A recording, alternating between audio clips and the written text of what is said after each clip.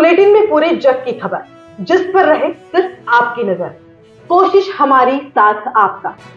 वैसे तो संसार में बहुत कुछ हुआ है, लेकिन कुछ अच्छा और कुछ बुरा हम बताने जा रहे हैं। इन सब में सबसे महत्वपूर्ण है कि दुनिया में वैश्विक महामारी कोरोना ने फिर अपनी झड़ें जमाना शुरू कर दिया। तो वहीं भारत में आयोजित हो रहे G20 सम्मेलन में व्लादिमीर पुतिन के आने की संभावनाएं जताई जा रही है। लाखों युवाओं की जिंदगी बर्बाद करने वाला सेकंड ग्रेड भर्ती परीक्षा का मास्टरमाइंड शेर सिंह राणा गर्लफ्रेंड के पकड़ में आने के बाद एसओजी के हाथों धरा गया, तो कुंभलगढ़ दुर्ग तय तारीख पर भगवामयी हो ही गया। नमस्कार, आदाब, सत श्री अकाल, मैं हूं कृतिका और आप देख रहे हैं खबरें जहां। तो सबसे पहले दुनिया की चर्चित खबरों पर नजर डाल लेते हैं। कनाडा में हिंदू मंदिर पर हमला, नकाबपोश हमलावरों ने की तोड़फोड़, दीवारों पर लिखे भारत विरोधी नारे। डोनाल्ड ट्रंप ने खुद पर लगाए आरोपों को बनाया सियासी हथियार, राष्ट्रपति चुनाव के लिए बनाई रणनीति। दक्षिण कोरिया अमेरिका के सैन्य अभ्यास से बौखलाया उत्तर कोरिया, दे डाली परमाणु युद्ध की धमकी। यूरोपोल ने सबसे खतरनाक साइबर बाजार पर लगाया ताला, चोरी किए गए डेटा को दुनिया भर के हैकर्स को बेचते थे। और 4 विशालकाय धूमकेतु धरती की ओर तेजी से बढ़ रहे हैं, दुनिया में भारी नुकसान की संभावना। और अब दुनिया की खबरें विस्तार से। कनाडा में एक बार फिर हिंदू मंदिरों को निशाना बनाया गया है। यहाँ ओंटारियो प्रांत के विंडसर शहर में नकाबपोश हमलावरों ने हिंदू मंदिर पर हमला किया। हमलावरों ने मंदिर में तोड़फोड़ की और दीवारों पर नफरत भरे नारे लिखे। स्थानीय पुलिस ने घटना की पुष्टि की है। पूरी घटना सीसीटीवी कैमरे में भी कैद हो गई है। पुलिस संदिग्धों की तलाश में जुटी हुई है। अमेरिका के पूर्व राष्ट्रपति डोनाल्ड ट्रंप को रिहा कर दिया गया है। पॉर्न स्टार स्टॉर्मी डैनियल्स से जुड़े आपराधिक मामले में मंगलवार को मैनहट्टन की अदालत में पेश होने पहुंचे ट्रंप को गिरफ्तार कर लिया गया था। डोनाल्ड ट्रंप के बारे में जो लोग जानते हैं, उन्हें ये जानकर आश्चर्य नहीं होगा कि वह अपनी मार्केटिंग के लिए कुछ भी कर सकते हैं। ट्रंप ने खुद पर लगाए आरोपों को लेकर एक खास रणनीति बनाई है, जिसका इस्तेमाल वह राष्ट्रपति चुनाव के लिए कर रहे हैं।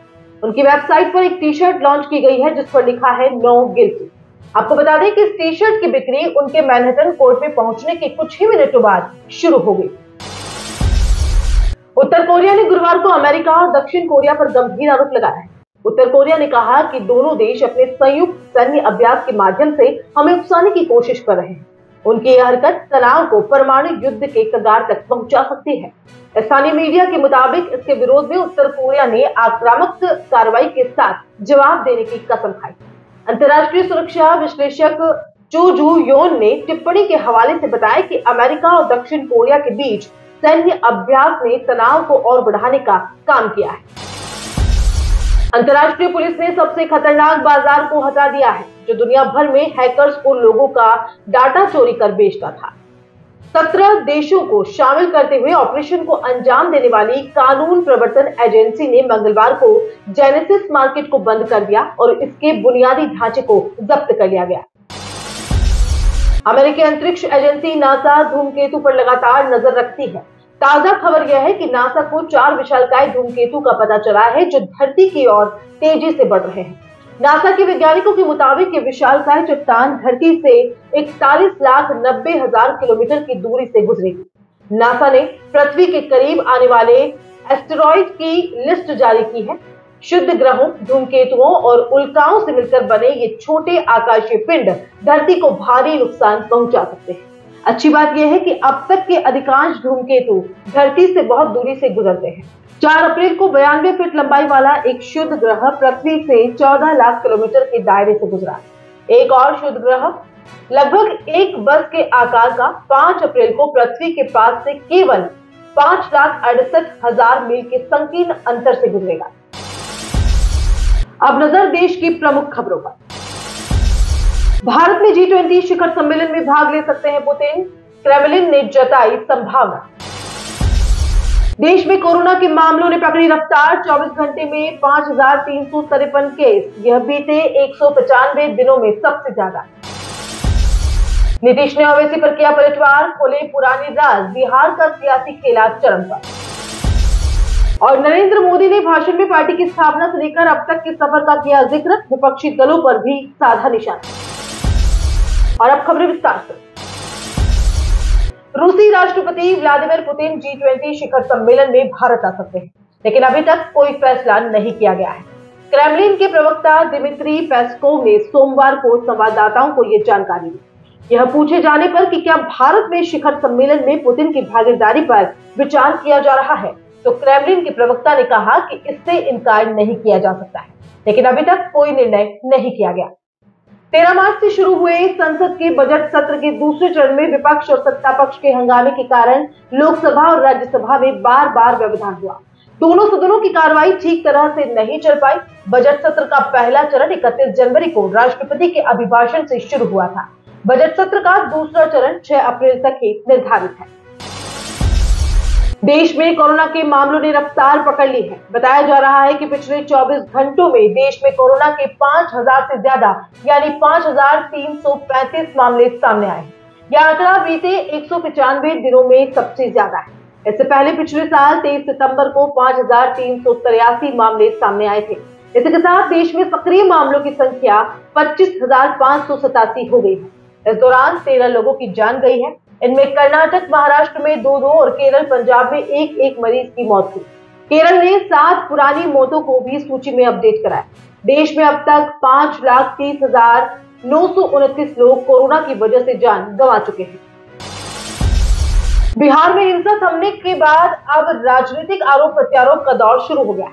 बिहार के मुख्यमंत्री नीतीश कुमार ने बिहार हिंसा को साजिश करार देते हुए बीजेपी पर जमकर निशाना साधा। वहीं दूसरी तरफ भाजपा की बी टीम माने जाने वाले ओवैसी ने भी नीतीश कुमार पर निशाना साधते हुए उन्हें मौका परस्त बताया। जवाब में नीतीश कुमार ने भी कह दिया, वक्त आने पर सब पता चल जाएगा कौन मौका परस्त है। प्रधानमंत्री नरेंद्र मोदी ने अपने 40 मिनट 43 सेकंड के भाषण में पार्टी की स्थापना को लेकर अब तक के सफर का जिक्र किया। कार्यकर्ताओं को संगठित और मजबूत होने के लिए मंत्र दिया। कांग्रेस समेत अन्य विपक्षी दलों पर निशाना भी साधा और भविष्य की योजनाएं भी बताई। प्रधानमंत्री ने पार्टी के संस्थापक सदस्यों से लेकर पुराने नेताओं तक को याद किया। हनुमान जयंती के मौके पर पीएम मोदी ने बजरंग बली का जिक्र करते हुए कई मिसालें दी और कार्यकर्ताओं का हौसला भी बढ़ाया। उन्होंने कहा कि हनुमान जी का जीवन प्रसंग आज भी हमें भारत की विकास यात्रा में प्रेरणा देता है। हमारी सफलताओं में महान शक्ति के आशीर्वाद प्रतिबिंबित होते हैं। और अब खबरें राजस्थान से। प्रदेश की 4 हस्तियों को राष्ट्रपति ने पद्मश्री से नवाजा। समाजसेवी और संगीत से इन्होंने बढ़ाया मान। पपला प्रकरण में आरपीएस ऑफिसर जनेश सिंह तंवर दोषमुक्त। कार्मिक विभाग ने सभी आरोप निराधार ठहराए। गहलोत सरकार पर भड़के सीपी जोशी, बोले हम तालिबान में है क्या। इस फैसले से नाराज है प्रदेशाध्यक्ष। कबड्डी महाखेल के 25 खिलाड़ियों का प्रशिक्षण पूरा। चयनित 7 खिलाड़ियों का गुजरात में होगा प्रशिक्षण।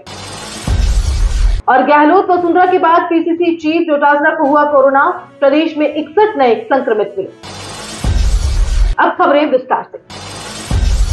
पद्मश्री पुरस्कार प्राप्त करने वालों में गजल गायकी और शास्त्रीय संगीत के क्षेत्र में उत्कृष्ट कार्य करने के लिए जयपुर के अहमद हुसैन और मोहम्मद हुसैन, सामाजिक क्षेत्र में उत्कृष्ट कार्य के लिए जयपुर के लक्ष्मण सिंह लापोड़िया, वहीं समाजसेवी मूलचंद लोढ़ा के नाम शामिल है।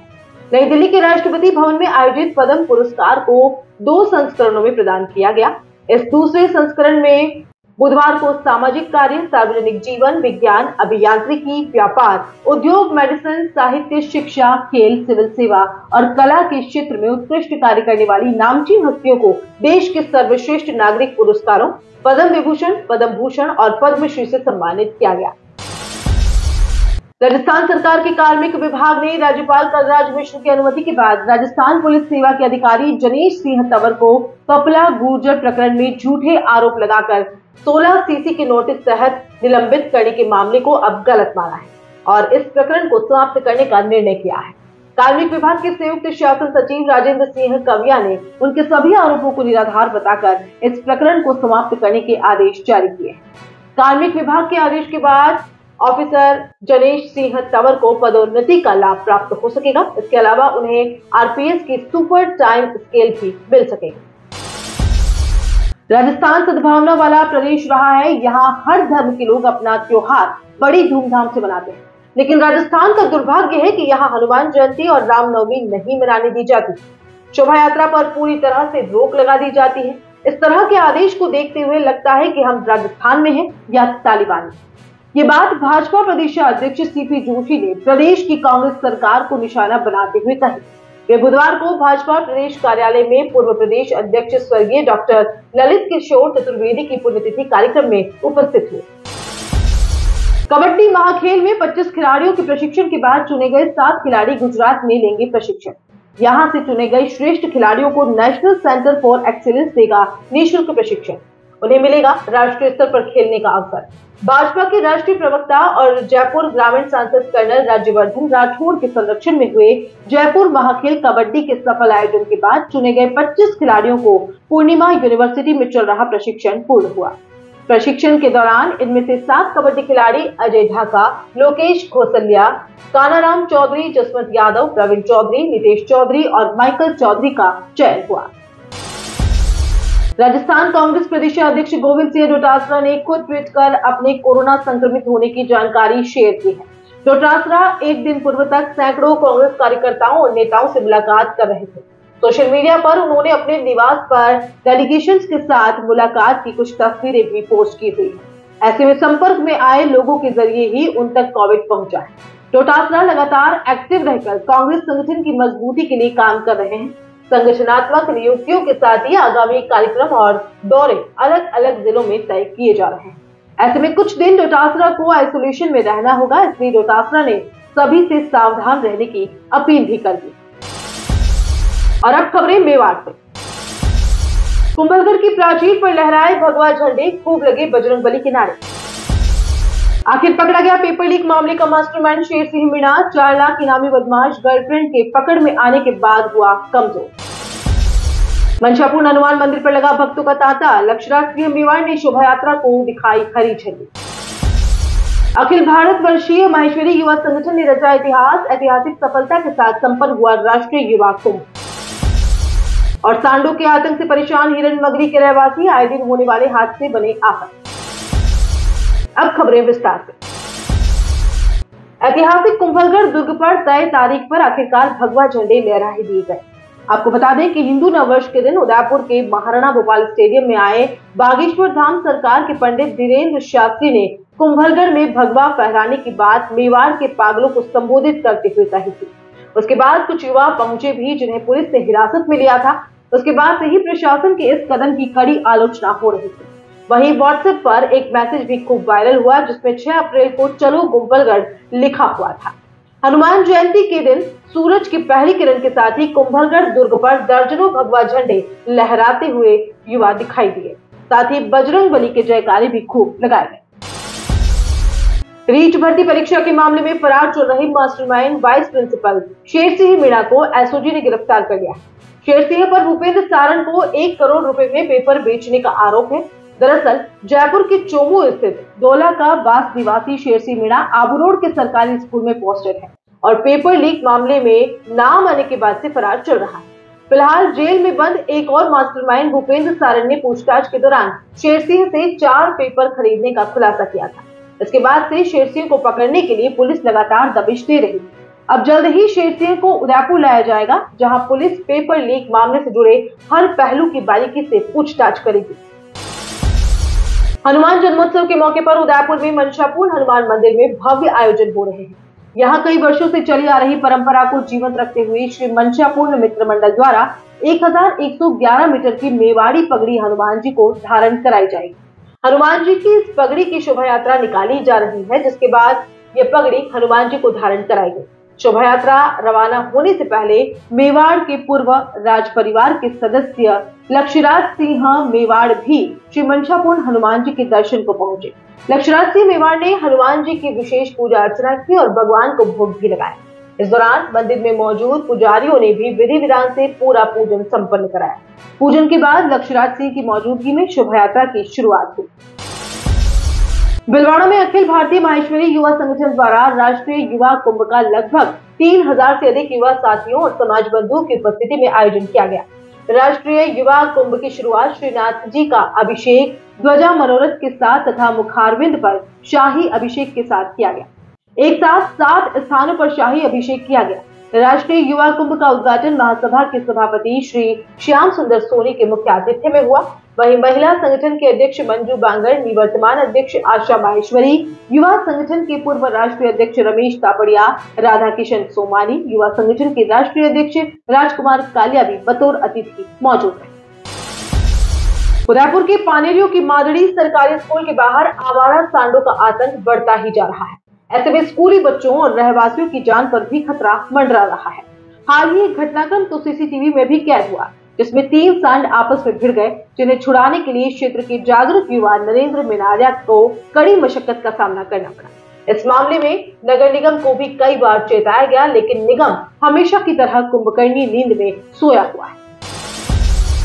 खबरें जहान की में फिलहाल के लिए इतना ही। दीजिए इजाजत, देखते रहिए उदयपुर न्यूज। नमस्कार।